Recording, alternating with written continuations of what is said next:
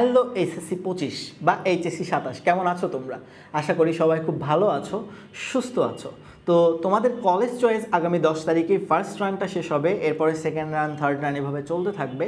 তো তোমাদের college choice সম্পর্কে কিছু কথা আজকে বলতে আসলাম। তো তোমাদের এবছর যেটা হয়েছে যে বিগত বছরের তুলনায় রেজাল্টটা অতটা আশানুরূপ হয় নাই। প্রায় 19 লাখ শিক্ষার্থী তোমরা পরীক্ষা দিয়েছিলে, তার মধ্যে উত্তীর্ণ হয়েছিলে মাত্র 13 লাখ শিক্ষার্থী। তো সেক্ষেত্রে দেখা যায় যে এবছর কলেজ চয়েসের ক্ষেত্রে কিন্তু তোমাদের রেজাল্টের একটা বড় এফেক্ট পড়বে, যেহেতু দেখা যাচ্ছে যে অনেকেই প্লাস মিস করছো, মানে যারা প্লাস পাওয়ার কথা ছিল এরকম অনেক স্টুডেন্ট আছো যারা প্লাস মিস করেছো। মেইনলি আজকে তাদের উদ্দেশ্যেই কথা। তো দেখা যাবে যে তাদের যে পছন্দের কলেজগুলো আছে সেই কলেজগুলো তারা আসলে পাচ্ছে না, বা হচ্ছে গিয়ে তারা যে কলেজগুলো চাচ্ছিল সেই কলেজের রিকোয়ারমেন্টস হয়তো বা বেশি। যেমন মোস্ট অফ দ্য সরকারি কলেজ যেটা দেখা যায় যে ওরা প্লাস মানে চায় আর কি তাদের রিকোয়ারমেন্টসে। তো যেটা দেখা যায় যে আমাদের স্টুডেন্টরা হতাশায় ভুগে যে কোন কলেজে আসলে সে পড়বে বা কোন কলেজটায় তার পড়া উচিত। সেক্ষেত্রে আমার দুইটা সাজেশন থাকবে এই কলেজ চয়েস সম্পর্কে যারা প্লাস মিস করেছো তাদের উদ্দেশ্যে। ফার্স্ট কথা যে ভাইয়া তোমার বাড়ির কাছে কোন কলেজটা আছে, বাড়ির কাছে যেই কলেজগুলো আছে তাদের মধ্যে যে বেস্ট কলেজটা সেই কলেজটাতেই তোমার পড়া উচিত। তাদের মধ্যে যে কলেজগুলো আছে সেই কলেজগুলোর মধ্যে তুমি সিলেবাসগুলো একটু অ্যানালাইসিস করো, তারপরে তাদের কারিকুলামগুলো একটু দেখার চেষ্টা করো। সেইগুলো দেখে যেইটা বেস্ট কলেজ তোমার কাছে মনে হয় সেই কলেজটাই তোমার পড়া উচিত। কেন এই কথাটা বলতেছি আমি? এর কারণ হচ্ছে গিয়ে যেটা দেখা যাবে ইন্টারমিডিয়েটে তুমি সময় পাবা মাত্র 1.5 থেকে 2 বছর।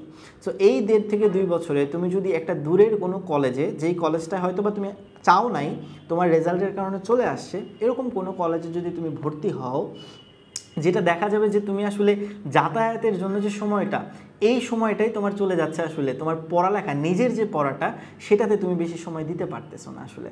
আর নিশ্চয়ই জানো যে ইন্টারমিডিয়েটে আসলে নিজে পড়াটা খুবই বেশি ইম্পর্টেন্ট। তুমি কতটুকু কলেজে যাচ্ছ না যাচ্ছ সেটা খুব একটা বেশি ম্যাটার করে না যদি তুমি বাসায় নিজে না পড়ো।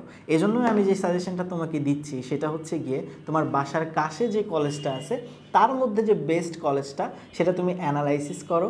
তোমার সিনিয়র ভাইয়াদের কাছ থেকে খোঁজ নাও, ওই কলেজে যে সিনিয়র ভাইয়ারা থাকে তাদের কাছ থেকে জানার চেষ্টা করো যে কোন কলেজটা এইদের মধ্যে বেস্ট। দ্বিতীয়ত হচ্ছে গিয়ে ভাইয়া কোন কলেজের কস্টিংটা কম, এটা খুবই ইম্পর্ট্যান্ট। যেহেতু ম্যাক্সিমামই আমরা হচ্ছে মধ্যবিত্ত ফ্যামিলি থেকে বিলং করি, সো দেখা যায় যে আসলে কলেজে যে আমরা 1.5 থেকে 2 বছর পড়বো, হিউজ অ্যামাউন্টের একটা টাকা আমাদের ফ্যামিলি থেকে নিতে হবে, যেহেতু মোস্ট অফ আস আসলে কাইন্ড অফ আমরা নিজে কোনো ইনকাম করি না। সো সেক্ষেত্রে আমাদের ফ্যামিলি থেকে এই টাকাটা নিতে হয়।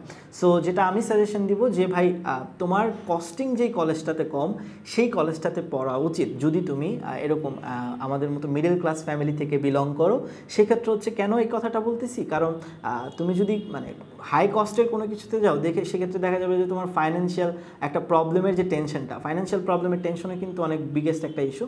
সো ফাইন্যান্সিয়াল প্রবলেমের টেনশনটা কিন্তু তোমার মাথার মধ্যে চলে আসবে। ইন দ্যাট কেস কিন্তু তুমি দেখা যাবে যে ভালো মতো পড়াশোনা করতে পারতেছো না। তো এই জন্য আমার দুইটা সাজেশন থাকবে, একটা হচ্ছে বাড়ির কাছে কোনটা, বাড়ির কাছে যে কলেজগুলো আছে তাদের মধ্যে বেস্ট কলেজগুলো চয়েস করো, অ্যাট দেন পরে দেখো কস্টিং কমটার কম। আর যারা আসলে বড়লোকস তাদের তো আসলে কিছু বলার নাই, তারা তো যে কোনো মানে বাড়ির কাছে বেস্ট সেটাই পড়তে পারো আর কি।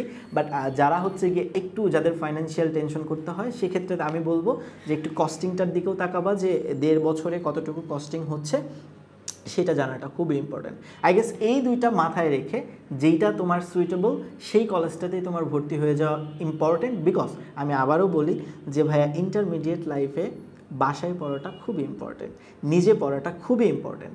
কলেজে তুমি কতটুকু গেলা, কলেজে তুমি কি পরিমাণ অ্যাটেন্ডেন্স তোমার আছে, এইটা দিয়ে তোমার ভালো রেজাল্ট নির্ণীত হবে না যদি না তুমি বাসায় পড়াশোনা করো। তাই ভাইয়ারা আমার কলেজ চয়েস নিয়ে হতাশ হয়ে না, যারা প্লাস মিস করেছো বা যারা হচ্ছে গিয়ে একটু আশানুরূপ রেজাল্ট করতে পারো নাই, জাস্ট যে কাজটা করতে হবে তুমি একটু অ্যানালাইসিস করো। এখনও সময় আছে, আগামী 10 তারিখ আমাদের ফার্স্ট রানের শেষ সময়, এরপরে সেকেন্ড রান আসবে, থার্ড রান আসবে। আমি মনে করি অনেক সরকারি কলেজ তাদের রিকোয়ারমেন্টটা কমাবে।